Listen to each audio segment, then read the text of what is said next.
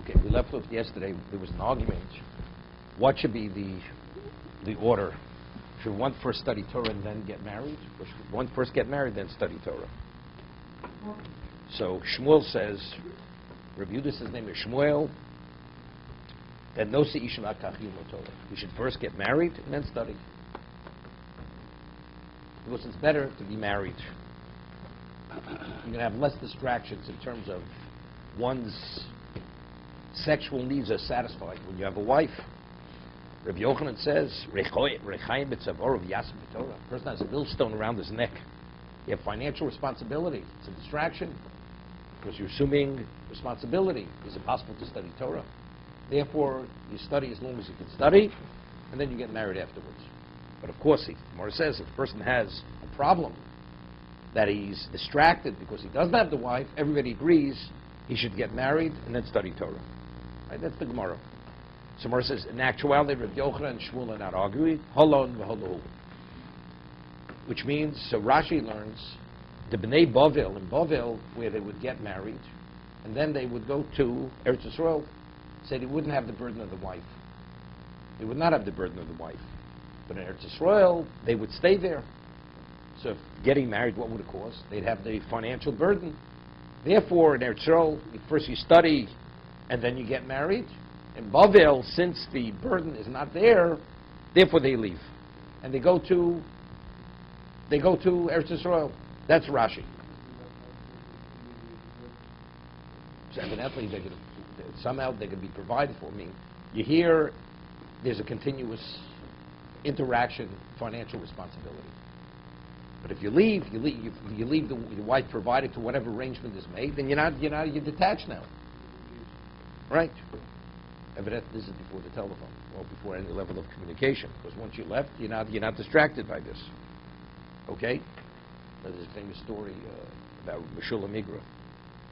Meshulam Migra lived in the 1800s. The Ktsosa Choshen and the Nesiv Samishmat were his students. We have very little of his kiddushin Torah. Very little. His name was Meshulam Migra. And he was known as the greatest mind in the 19th century. He produced outstanding Talmudim. What? Poland. So his level of poverty was not to be believed how poor they were. And his wife, she was the one who was responsible for that. And his wife comes to him and says, I understand, I value, I revere everything you do, but show some empathy. Here, I'm struggling. We don't have what to feed the children, and I'm worried sick about it.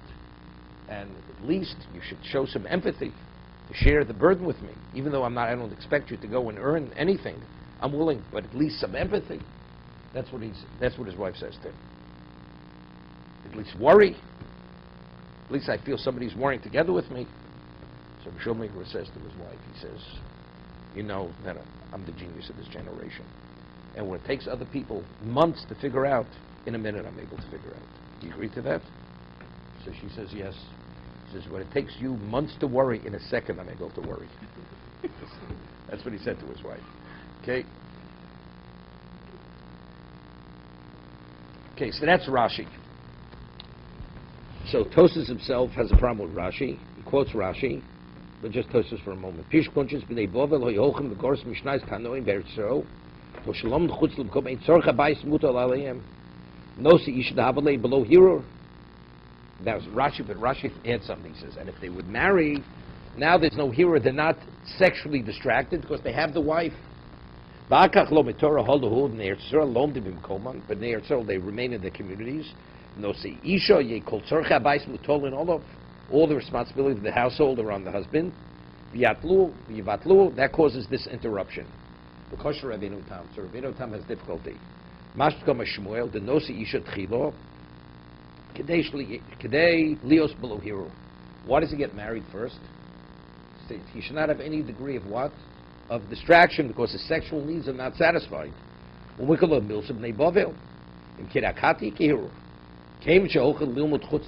fact that if the wife's not available to them, it's not pas besalo.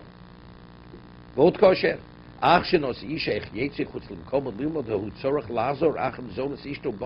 Saying again, I mean, if you have an obligation to provide financially for your wife, how do you have a right to leave? Even though the Gemara tells us Rabbi Akiva, his wife gave him permission to be away for 12 years, right? I mean, she assumed that responsibility. So you say the same thing. The wives, they agree. If the husband's here, as much as she agrees, but factually there's a certain interaction. I mean, it was known to Chofetz Chaim, his wife ran a grocery.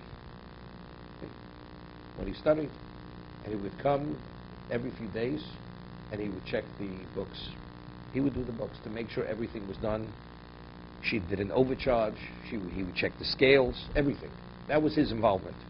But she ran the business totally with Chofetz Chaim. There was a famous story with the Chofetz Chaim that because he was such a tzaddik, everybody wanted to patronize the Chofetz Chaim. So as a result of this, everybody's been put out of business. He told his wife, "We have to close down the shop." And from that time on, they didn't sell anything anymore because he felt because he's being patronized because of this, because of who he is, he's hurting everybody else. But that was the Chofetz Chaim's level of involvement, right? But his main question is, even if he has the wife, you're only marrying, there should be below hero.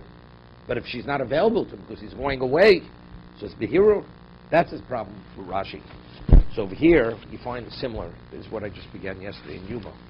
The Gemara says that whether it was Rav Nachman, when they would go out of town, wherever they would be, they would always designate a wife for them, and they would marry the woman in that community. So the wife should always be there. Somebody asked the question, but when a woman agrees to get married, you have to wait 7 days because of laws of Nida. So one answer the Gemara gives that they would pre-designate it 7 days earlier, where the woman would agree. So by the time the Rav Nachman or these people of special stature would come, the woman would have already gone to the mikveh. And therefore she's permitted to him. That was one answer. Another answer is,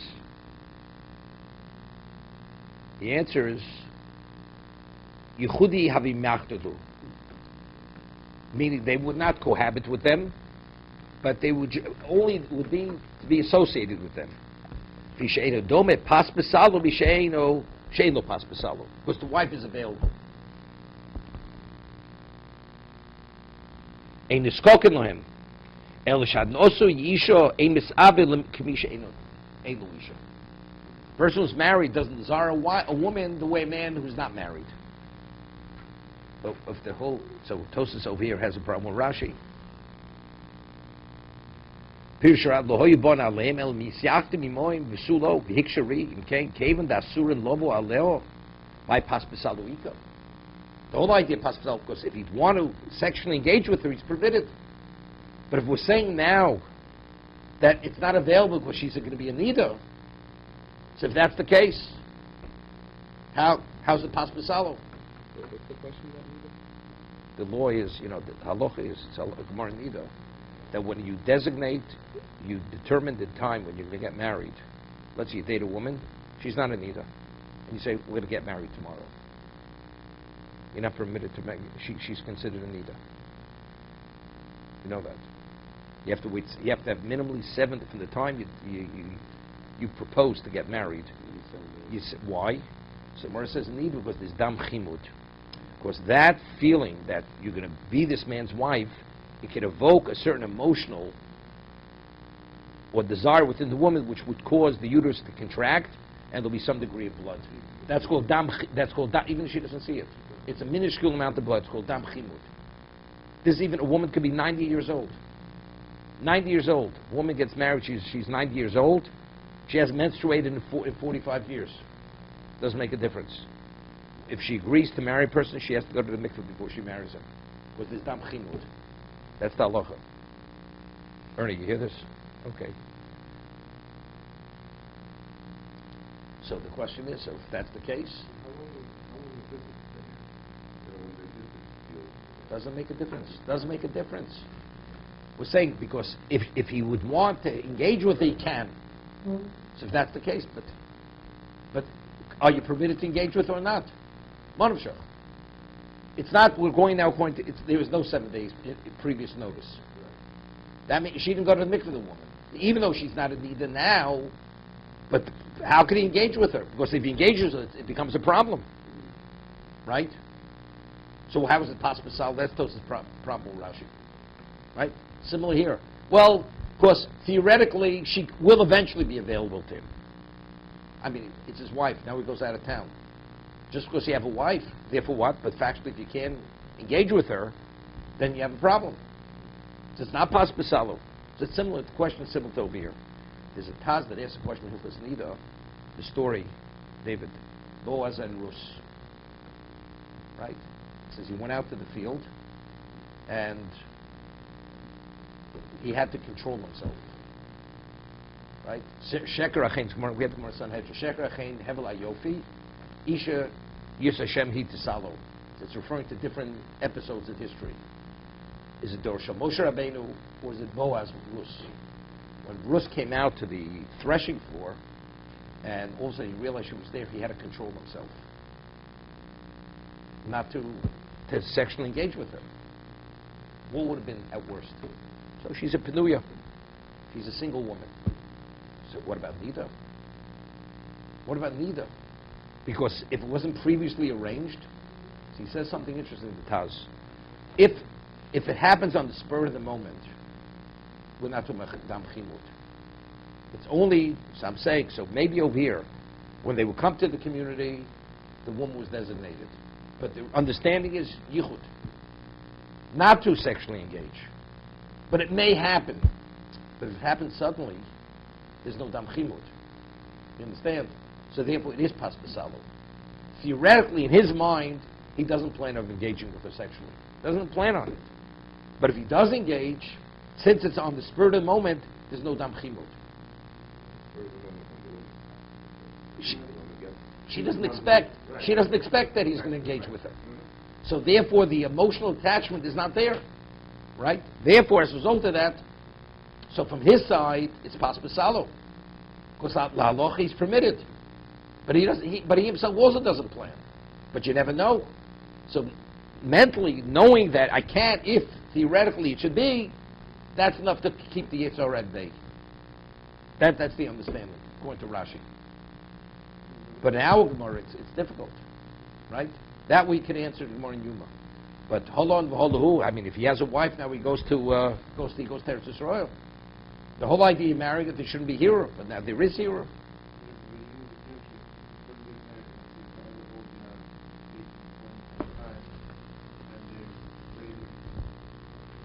I think the way we'll answer Rashi, whoever I think Tom's question is not a question over here.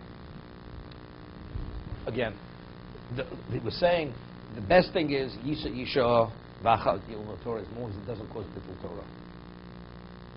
Right?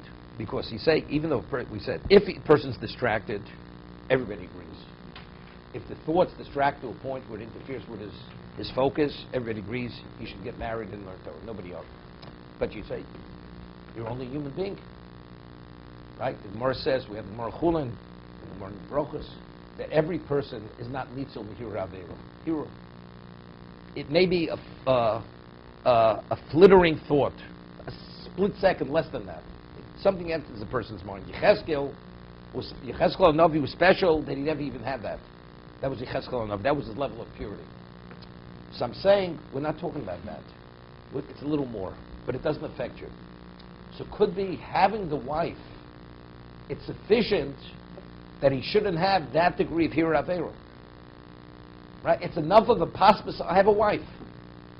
The person doesn't think about it. Yeah, but now she's not available. She's not available to him now.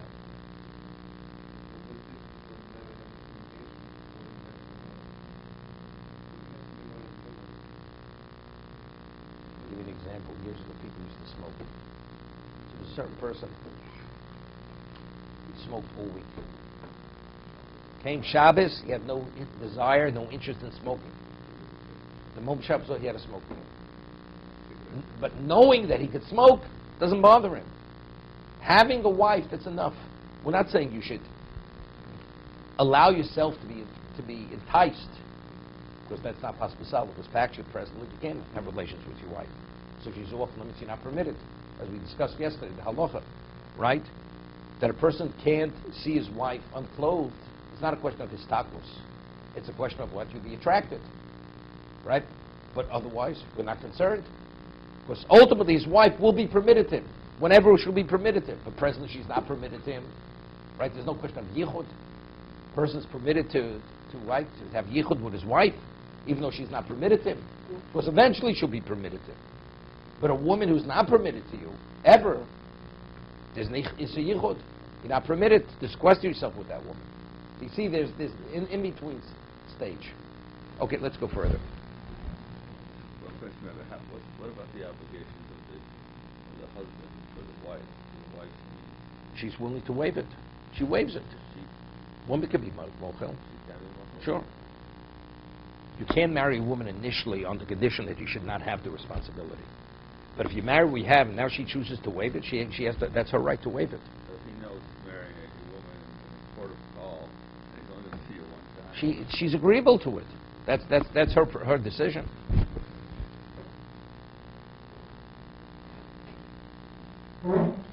Okay, we're going to do that. Mishtabach lei Rav Chisda Rafuna with Rav Amnuna. The Adam Godlu. Rav Chisda spoke in glowing terms to Rafuna that is this person by the name of Rav Amnuna, that he's an Adam Godlu. He's a great Torah sage. Adam Godlu. This is where Rav Chisda says to Rafuna, Omalek shiyavod liyodoch haveo liyodi. He says, when he comes around, send him over to me. I'd like to meet him. That's what Rav Huna says with such an introduction. He says, I'd like to meet him. Ki also chazed lo poras sudro. When he came, he saw his head wasn't covered. His head wasn't covered. Omali by tabel priest sudro. He says, why isn't your head covered? We're told over here, his question was this, Gili Rosh. Right? His head was totally bare. Omar lay, well, there's a question that, the way the Moroccans go. It was like a hood. They would wear a hood, cover their heads with a hood. Right? But it simply means his head was bare, totally bare. Omar lay, lo nasibno. Here, he says, I'm not married. Only married people went with the head covers. That's the reason why, by the Yakis, right? Nobody wears a towel over that unless you're a chavir. Unless you're a person of status, you go with you wear towels over your head. Otherwise, they don't. But among non-Yakis, a person's married, he wears towels and covers his head with the towels. Right? Even if he's not a great Talmud Chacham. We're not a Talmud Chacham whatsoever today. Years ago, only a Talmud Chacham covered his head. The ordinary, regular person wore a hat. Right? Today, because most people, even if not, they went to yeshiva, so they have that orientation, so they cover their heads. That's the reason. That's what's changed. Amalei Sivno, he says, I'm not married. So Rashi says, because only married people went with the head covers. Rashi says, people who are married cover their heads. So when he heard that, Adrina Lapi Mineh, he turned away from him. He didn't want to look at him. Yeah. Why did he want to look at him? What? So what, you don't look at a person who's not married? When he heard he wasn't married, he turned his face from him. No, what he just said before you. Yom b'torvachah yisisha. Right? So the Marsha says over here, of course, he held also stakel b'fnei Russia. He held that because he wasn't married, this question may be a Russia. And you're not permitted to gaze at a Russia, so therefore he turned his face from him immediately. It's a famous story. Gemara Diskin, Shulei Diskin, there were trumped up charges against him. The real Diskin was the Brisker Rav originally. He was the Rav in Brisk. This is before the salvation came to Brisk. And there was a whole story with a get, and there was this minister, this Jew, who was married to a woman, and then he converted to Christianity because he wanted a position in the Russian government. And he didn't divorce his wife. So she was an aguna. Some real discount had a wife who was phenomenally brilliant. And she asked for an audience with this minister, and she convinced him that if he gives get to his wife, her husband will work out, there'll be a financial compensation. to the minister. He gave the get. She never shared this with her husband. Never shared it with the Mariel. And the man's waiting for his money. He doesn't get it. And he's seething, and he says he's going to, Mariel Diskin, Shulem Diskin's going to pay for it. So what did he do? He went in the time of the Tsar to come up, bring trumped up charges against the Jew, and especially a rabbi. Wasn't that difficult? So he was summoned, that some trumped up charge, which was punishment by death, and he was arrested. Real Diskin was arrested, and he had to be taken from Brisk all the way to Petersburg, wherever the trial was going to take place. So he was in what they call a paddy wagon. What was a paddy wagon? It was a wagon that had walls on it, but there were bars, so you could look. You looked through the bars. So every community he went through, till he arrived where the trials made place, thousands and tens of thousands of Jews came out to greet him and to receive a bracha from him. So at this time, Rameir Simcha of Dvinsk was 17 years old. And even at 17, Rameir Simcha already was something special. And he came over to the paddy wagon to look at the Meril Diskin to get a bracha from him. And Meril Diskin was in the middle of St. Kriyashma at that moment. And he said, when he saw the Meril Diskin's face during Kriyashma, it was said with such a level of intensity, his face was like fire. He was afraid. He was afraid to look at his face. It was fearful to look at his face. The level of Yir Shamayim you saw in the Meril Diskin's face, he couldn't look at the Meril Diskin. This is the Rebbe said at the age of 17. So when it finally arrives, and they raised whatever money was necessary to defend him. So the lawyer was a Jew, but he wasn't. He was a irreligious Jew.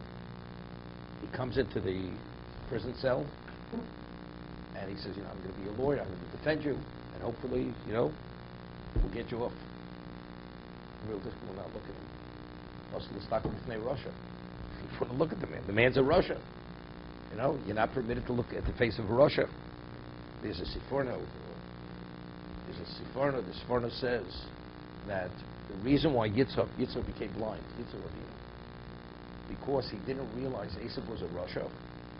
So, and he loved Esav, so he gazed at him. He was his beloved son. And because it says Oslo Stockholm Russia, and he didn't realize he was a Russia, so that's the reason why his vision was impaired, because he looked at a Russia. Okay? So that's the reason. That's the reason why Rav Yehuda turned his head away from not to look at him. He says, I want to tell you something. Don't come back to me till you're married. When you're married, you come back. Until then, I'm not interested in looking at you. It's a story with the Stipler. Said it's something with Rocha. Because no, the Stipler had Ruach HaKodesh. This was the brother-in-law of the Chazon Ish, Chaim Kanievsky's father. And people would come for a bracha. So these two brothers came from Mexico City, very wealthy Jews, and they come into the Stipler for a bracha. The moment they come for a bracha, okay, and they weren't observant. He never saw them before. He starts screaming at them. You're not Shomer Shabbos. You don't observe family purity. What kind of Jews are you? Get out. I don't want to look at you. Threw them out. They Svardim, these two brothers. They go back to Mexico. They were devastated. Here they're coming to get a bracha from this holy man, and the man screams at them, rebukes them, throws them out. They go back to Mexico. They speak to the rabbi. They become fully Bali Tshuva. Become Shomer Shabbos, kosher, everything. Straighten out their lives because of this one incident. So they figured they'll come back a year later, or 2 years later. Stipler says, there's no Beis Yaakov in Mexico City. How do you come see me without making a Beis Yaakov? The girls aren't provided with Jewish education. I don't will look at you. Get out. They go back to Mexico City. They build a Beis Yaakov for the girls. Finally, they come back a third time. He gives them the bracha. He says, when you straighten everything else, then you come back to me. Then we'll talk. But this is the story that happened. It's not that he played on it. It's not he didn't play anything. He didn't want to look at them because of that. So he says, now, Rav Moshe has a tshuva. You know, in the 50s, people wore very small yarmulkes. We used to call them Pepsi Cola size yarmulkes. That's what they called them. What? Yeah, like a bottle cap, Pepsi Cola yarmulkes. They were woven, you know, like what the kippah sugar was, except it was the size of no larger than half a dollar. And they would pin it to their hair with a bobby pin. And people had a lot of hair in those days. That was the style. And you barely could see it. So somebody asked Rav Moshe, what is the size of a yarmulke? What is the proper size? So Rav Moshe cites a Taz. Now, there's a Chuvas Marshal. The Gemara says over here that only married people went with the heads covered. But if you weren't married, you didn't go with the head covered. So he wasn't married, so his head was bareheaded. Could you imagine? A person is not gadol because he's not married? Of course, the Mechaber Paschas L'Halacha, when you daven, when you say a bracha, everybody agrees you have to have your head covered. This is speaking when you learn Torah, you have to have your head covered. This is speaking where not. When you're not engaged in any of that. So only a married person went with his head covered. Somebody who was married didn't go with his head covered. So Moshe said, there's a Chuvas Marshal, that the Marshal says, on a halachic level, you have no obligation to go with your head covered. But it's a minig Yisrael, but a Jew has to go with his head covered. You don't walk in the street with your head uncovered. That's minig Yisrael, and minig is din. Minig Yisrael is din, therefore you have to go with your head covered. That's the Taz, famous Taz. That's the Marshal, Marshal. So the Marshal says that if a person goes with his head uncovered, he's in violation of That's the Taz. Based on the Marshal, that the Marshal says that Minig Yisrael is din, so you have to go with your head covered. So if a Jew goes with his head uncovered, it's a Torah violation. Why is it a Torah violation now? Because you're acting like a non-Jew. You follow the way of a non-Jew going with the head bareheaded. So Rav Moshe Feinstein writes like this. He says, in terms of what is the proper size of the yarmulke, that's a separate discussion. But in terms of not to be in violation of the non-Jew doesn't even wear a bottle cap on his head. So whether you meet the criteria of what a covering or not, it's irrelevant. As full as it may be, you're not behaving like a goy. Right? You're not in violation of that. What is the proper size? Then he speaks about the proper size. That you cover at the top of your head. That's the proper size of the head covering. But that's what he addresses. In terms of the Taz, you're definitely not in violation. Okay? Further. Rafunu l'tamei doma ben esrim shoro lo nosi isha kol yoma bavera. This is a man who reaches 20 years old and doesn't get married. All his days he will be in sin. Someone says, what's the Avera? What sin is there? Yeah? You have to understand this. What is Behir Avera? If a person doesn't get married by 20, he's not Ba'avera. He's not, God forbid, is going to violate. There'll be sexual impropriety. We're not talking about that. But it'll be Behir Avera. Before 20, you will not be Behir Avera. It's a simple understanding of the Gemara. What does it mean? One of the 6th grade Rebbe teacher. Okay? So a person's going to have certain lewd thoughts. Why? Because he was not married by 20. But if he's married by 20, it seems to be he's not going to have that kind of thought. But today he has a wife. But he has a wife later. You understand? You understand my difficulty? No, it's saying like this. A man who marries, he's saying, Ben Eshev Nos Isha, he will call Yom Behir Avera. That's the conclusion of the Gemara. He will be susceptible to lewd thoughts for the rest of his life. Even if he gets married, even after he gets married. Even after he gets married. If you're not married by 20, although you're married now, Kol Yom Behir Avera. But you're married today.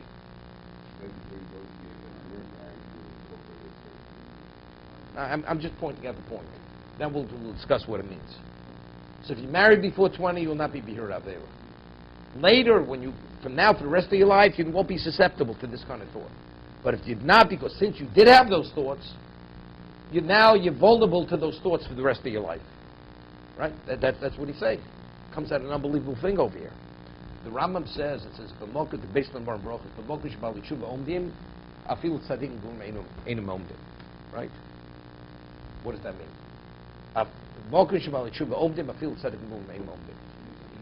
What does that mean? So, I once met this person, a Sephardi. He says, I'm greater than Moshe Feinstein. Because the Gemara says, it doesn't mean that. It means that if you have two people of equal status, a Baal Tshuva, not a Baal Tshuva, his position to achieve that is a greater accomplishment than a person who's not a Baal Tshuva, who accomplished the same thing. So the Rambam says, why?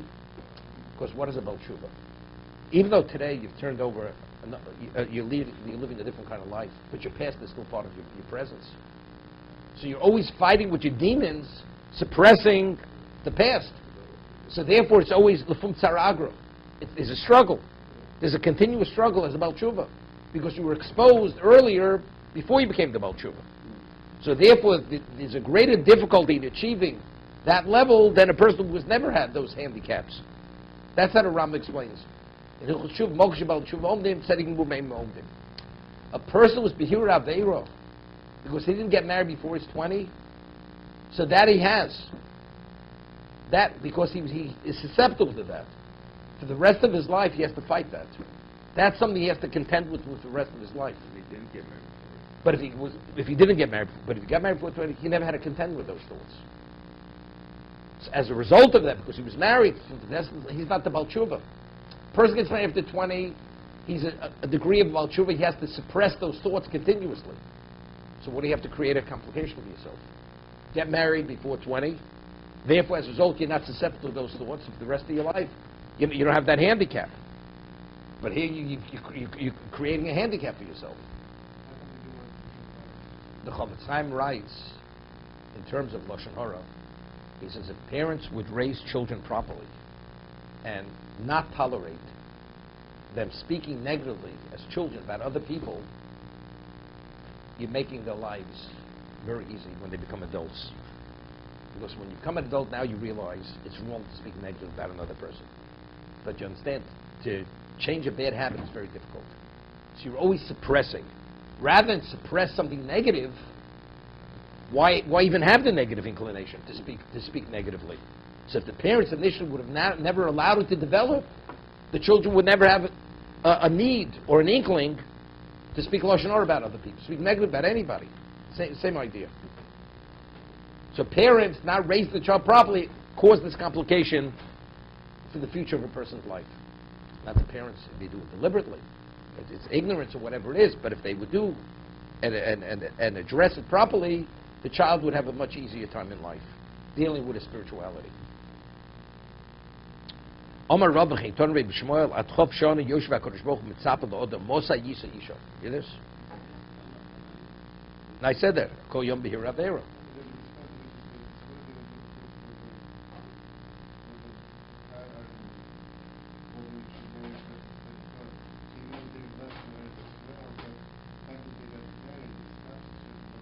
That's it. That's exactly it.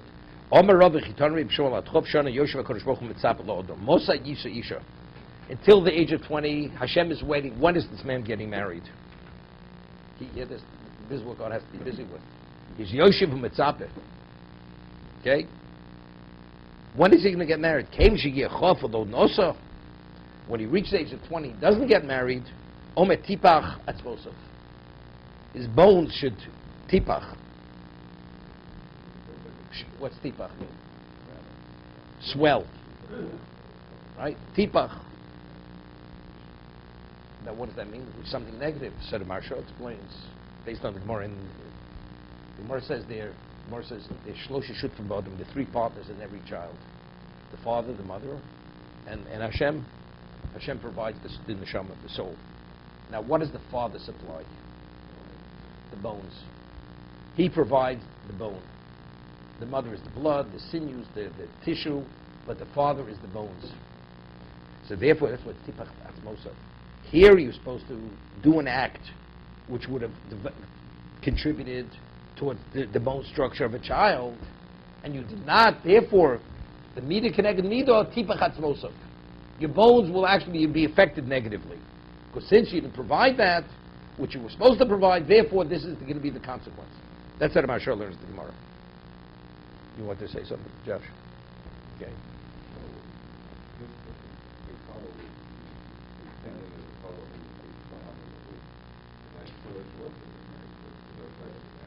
Rashi learns it. They did get married first. They didn't get married first. No. Again, this is pre-20. This is pre-20. We're not talking about post-20. Post-20 for sure. Omer Rav Chisda, od adifte mi chavroi. He says, I am greater than my colleagues, than my peers, than the Sivda B'Shitzar. I was married at the age of 16. He didn't wait till 18 or 20. V'having the Sivda Bar Beisar. And if I would have been married at the age of 14, Hava Amino Lesoton Gira Beinecho. Means an arrow in your eyes. Meaning I would have just totally ignored the Yitzhara. You're meaningless to me. I mean, he would have been so pure, be totally unaffected. Doesn't even have to take any precautions. That's how pure he would have been. Yeah, it's still, the Yitzhara is with you your whole life. 15 years. But he's talking about the level of susceptibility to it, right? What level of susceptibility? What is how susceptible are you? It's no the Tzav from the Talmud Tzav Berlin. He was married at the age of 13. The Tzav. Okay. And he married. His wife was Rav Chaim Volozhin's granddaughter. That's who he married. Oh, shit. She could have been older than he was. You know about Hasidim, they get married by 18. All the wives are older than they are. They're older than they are. 3 years older. Why? Because since she's mature, she has to take care of the family, and he has his thing, and whatever it is. He's 18, she could be 20, 21 years old. That's the way it goes in the Hasidic communities. Yeah. Okay, we'll stop here.